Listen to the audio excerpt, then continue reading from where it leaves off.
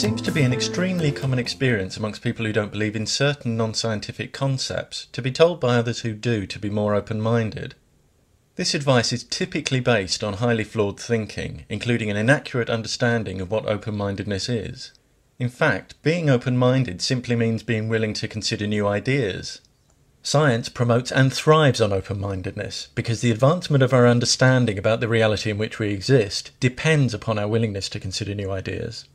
Indeed, scientific discovery often requires entirely new ways of thinking.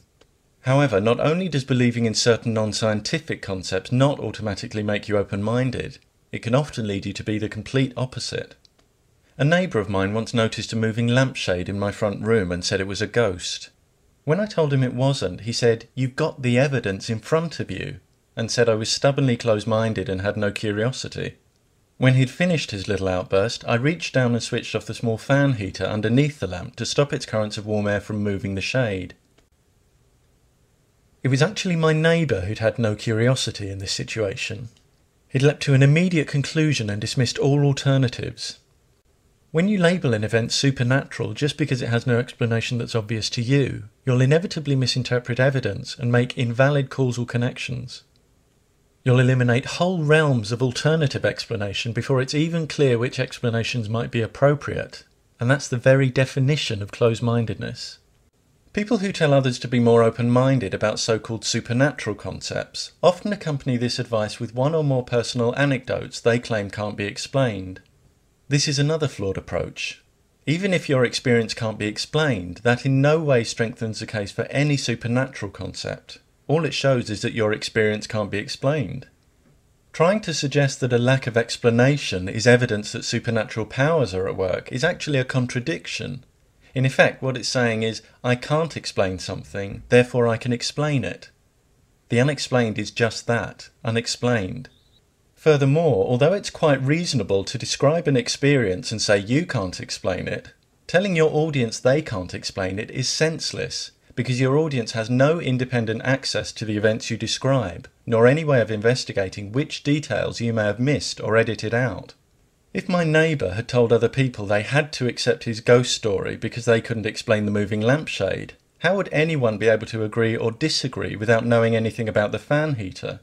Expecting others just to take your word that you've had a brush with the supernatural is simply unrealistic.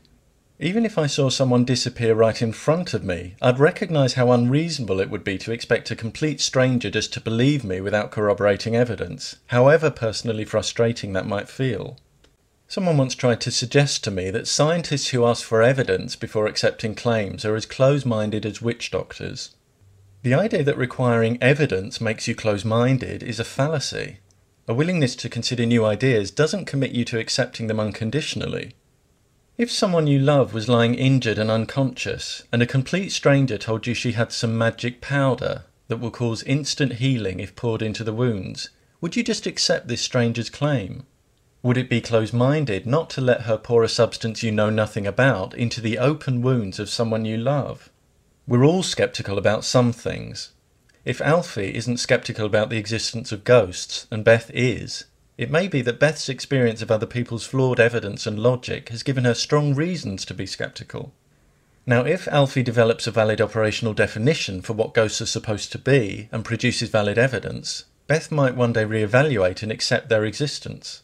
But it's important to remember that unless Beth says something like, "Ghosts do not exist," she's made no factual claim requiring justification or indicating a closed mind. I've watched a number of people work themselves up into a froth about me having a closed mind on some paranormal issue, only to realise when they start listening carefully that I don't actually hold the views they've rashly attributed to me. For example, when I say I don't believe in something, I've not said it can't be true. All I've said is that I've not yet been presented with persuasive evidence for it. Now, if someone describes an entity to me that's logically impossible, then in those specific cases I might well say X cannot be true, and I'll back up my statement. But it's a classic debating trick to exaggerate and therefore misrepresent another person's position. And when you treat someone's statement of non-belief as an assertion that something cannot be true, this is exactly what you're doing. If you have difficulty accepting that other people don't share your beliefs, then that's unfortunate for you, because there's a lot of difference out there.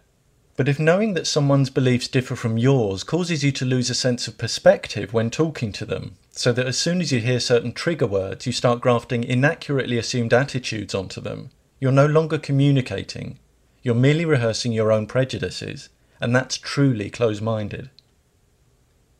In the course of my life, I've been told to be more open-minded by people who believe in a God but not reincarnation, and people who believe in reincarnation but not gods.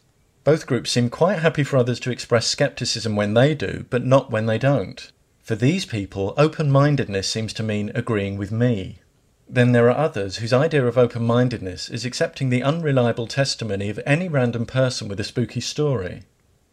These people are often also fiercely skeptical of science. Certain comments can quickly reveal their poor understanding of what it is.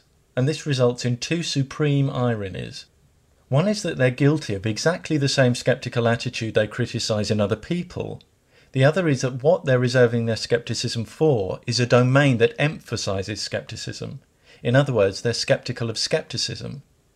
Again, open-mindedness isn't about believing things. So believing in more paranormal things than the next person doesn't make you more open-minded, though it can be a sign that you're more gullible. And despite what some people would have us believe, it's not a virtue to be easily persuaded by people. Those who say it is, and that requiring evidence is close-minded, clearly wouldn't survive one day in a court of law. After all, what does the person with that attitude do in any situation where there's more than one version of events? And is it close-minded to require evidence of someone's guilt before locking them up? These attitudes don't stand up for a moment in the real world. It would be absurd to suggest that we need evidence for everything we're told. When a friend tells us about their day at work, we don't ask them to back up what they say. And we don't stop enjoying films and stories just because they contain incredible events. But when someone's trying to persuade us to accept something as fact or take some sort of risk, demanding valid evidence helps us distinguish true claims from false ones, and that's an invaluable ability in a world where believing false claims can seriously damage your wealth and your health. Critical thinking is not incompatible with open-mindedness. On the contrary, it empowers an open mind. Even though demanding valid evidence may lead you occasionally to reject ideas that are poorly supported but nonetheless valid, if and when evidence accumulates for those ideas, an open mind will allow you to reconsider them and possibly dislodge false ideas you'd previously accepted as true. This approach is promoted by science. By contrast, when you have an open mind but demand little or no evidence before accepting things, you leave your understanding of reality much more up to chance. Even worse, if you've accepted false ideas uncritically and close your mind to anything that contradicts them, you won't recognise true ideas even when the evidence is overwhelming, and you'll sabotage your own capacity for learning. If you believe in pseudoscientific and supernatural concepts, that's your privilege. If you want to put forward your personal reasons for believing in them, understanding that whoever's listening may have questions or find flaws in your arguments, that's fine. But if you're in the habit of targeting individuals you've never met and suggesting they're in some way deficient just because they don't believe in these concepts, if you reject conflicting evidence and counter-arguments without consideration, but demand that others accept your arguments and what you regard as evidence uncritically, not only is that closed-minded, it's controlling, arrogant, and presumptuous in the extreme.